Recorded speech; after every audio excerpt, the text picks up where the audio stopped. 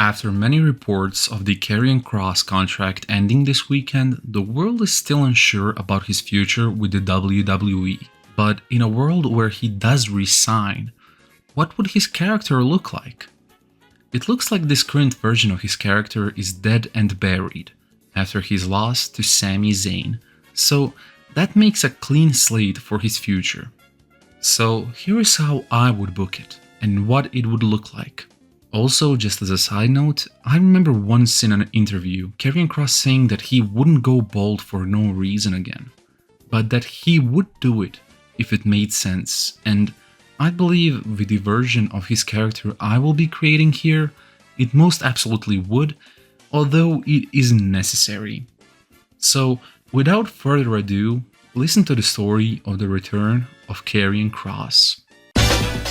After the opening segment of Monday Night Raw, we cut to a backstage segment of pure chaos and referees and security all running around panicked. When all of a sudden, Karrion Kross emerges from the crowd, head clean shaven, running around and just beating people up, yelling about how he needs to talk with some people, when all of a sudden Damian Priest stands before him. Kross, man, what's wrong? He couldn't even finish his sentence before Kross knocks him out as well, and keeps going forward. 5 to 10 minutes later, we hear from Michael Cole on commentary that Kross has finally been detained and that he has been taken care of. In another segment later on, we can also see Damian Priest talking to Adam Pearce about how he wants to have a match with Kross.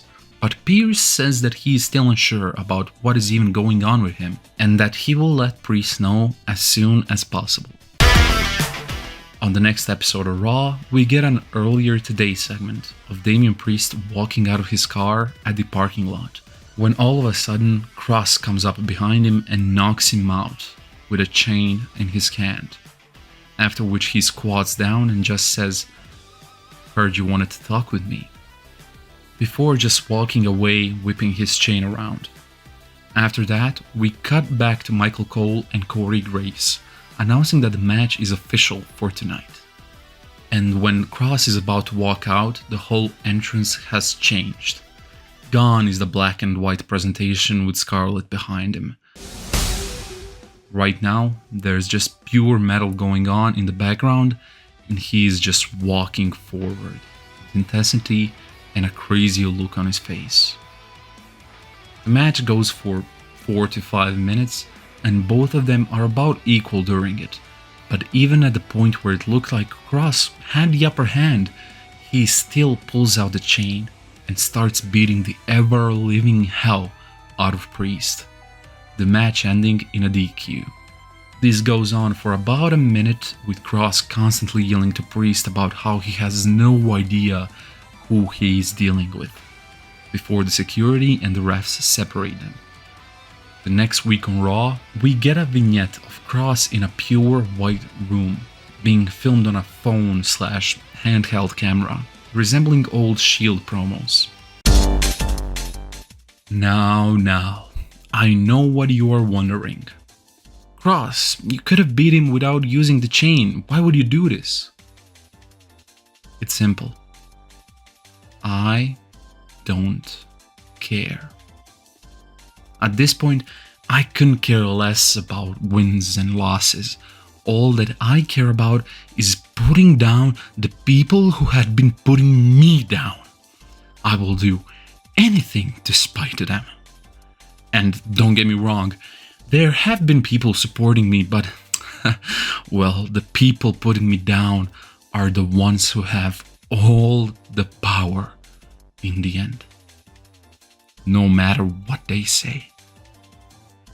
So I repeat, I will do anything to spite them. Beat up an ex-world heavyweight champion so bad he spits out blood all the way to the hospital. Easiest decision of my life. Sorry, Priest, but you got in my way, and no matter what gets in my way, I will push through. Because that's the way I've been living, the way I live, and the way I always will. Next week, we see a Damian Priest promo where he comes out and addresses the situation. For the past few weeks, I've been dealing with that unwanted child, Karrion Kross. Go ahead, boo me all you want, but that is the truth. It's not even that I don't like the guy. In fact, I'm quite fond of him. But here are some facts. They didn't want to resign you. You weren't good enough. They gave you one final shot and you lost to Sami Zayn. And yet, you come in here and start stepping up to me. You are disappointed with yourself and you are taking it out on me. Let me tell you something. That's not the wisest. In the middle of that sentence, he's cut off by Karrion Kross, who strikes him from behind, after which he starts beating him up, chain still in hand. After delivering a couple blows, he gets a microphone. Now, Priest, don't want to beat you up too badly. I need you to be able to talk here. He starts walking around in a circle. You sure do love to talk, don't you? But look at you now. Now, how do we settle this? I think I have an idea. You'll love to call yourself the Street Fight King, don't you? Well, how about this? A City of Light street fight, next Saturday, Perth, Crown Jewel. So, how do you like that? He tosses the mic right in front of the face of the lying Damian Priest. So, Damian, what are you saying? I accept. After that, security starts running out, but Kross just slowly walks backstage, laughing maniacally on the way. At Crown Jewel, the psychology of the match would be telling the story of how Kross has lost all semblance of giving a shit, with him using the dirtiest moves in the rulebook without any hesitation, from low blows to eye pokes to using any sort of weapon he wants. Whilst the story from the Priest side would be that no matter how much he tries, nothing seems to be enough to keep Kross down, and how his hesitation at certain moments is what is keeping him from reaching his full potential.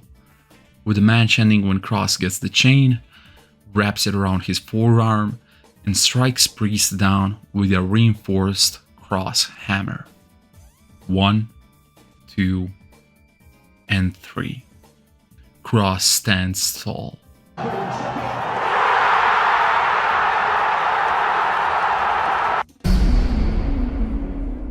So, to clarify a couple of things, I am aware that he seems not to be resigning, but if we manage to get the truth back, we can do the same for Kross. And no, Triple H, we do not want Brock in this instance.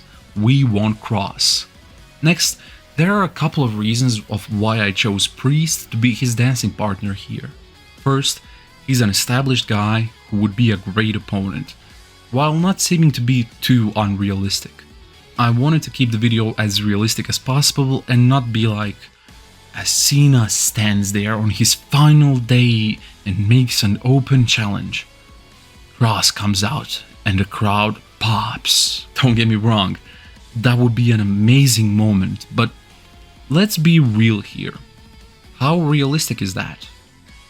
Secondly, Priest seems to be getting a little stale at this point, so teasing a possible heel turn seems like something that might bring his character some freshness, bringing me nicely to my next point.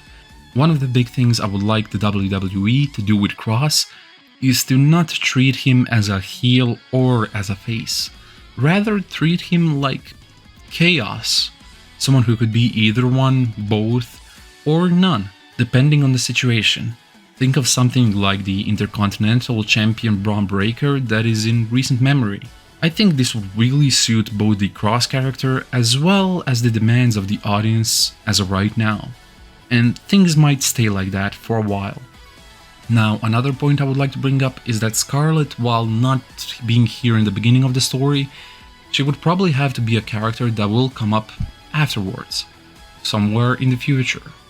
And also another point I really like is the unwanted child aspect of the story. I think that's also like a pretty cool nickname for a guy like him, who is like constantly being rejected by the upper management. So I don't know how that would work, but it kind of seems cool to me. But anyways, just remember, we want Kross. What do you think?